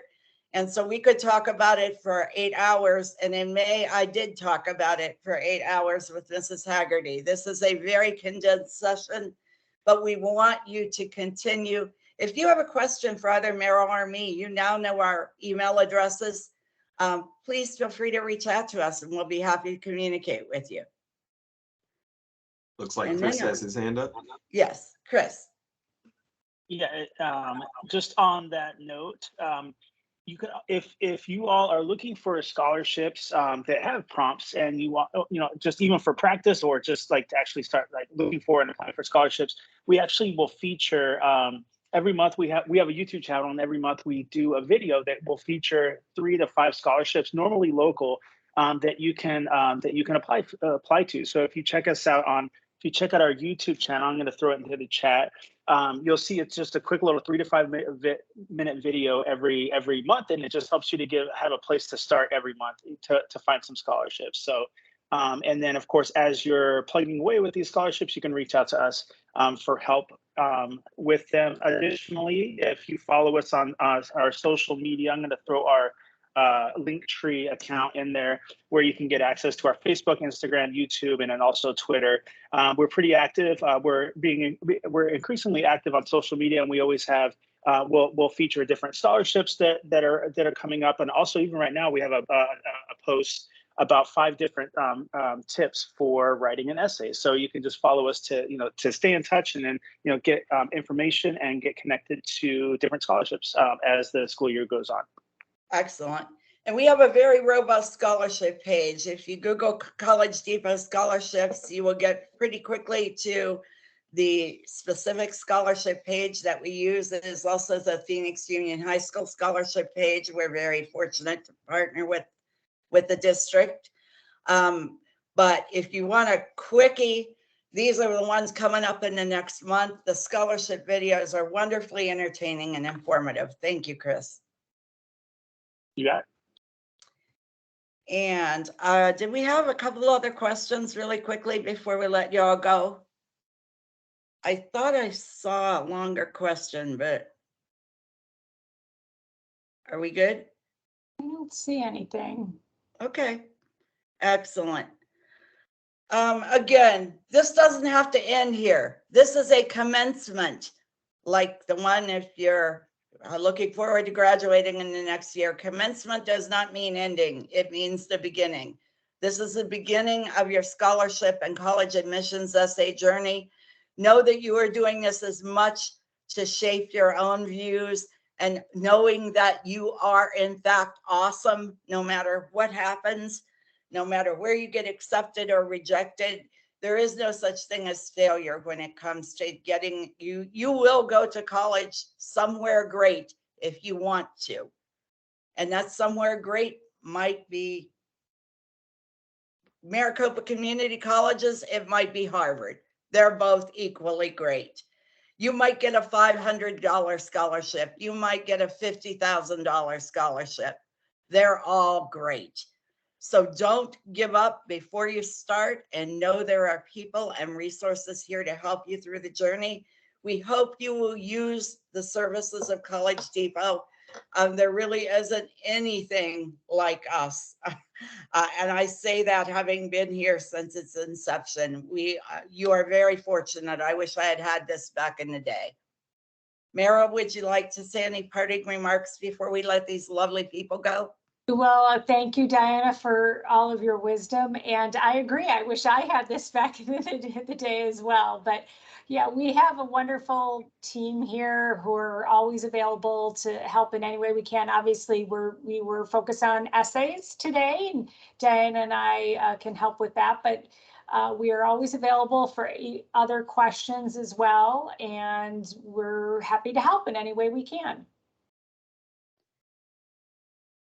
All right. And I want to thank you to the College Depot staff, Mike, Chris, Emily, Judy. I want Abby also. I want to thank all of you for being a part of this presentation today. And we hope to hear from all of you very, very soon. Absolutely. And I think that concludes our presentation for the day. Don't forget about us. We want to hear from you all. Thank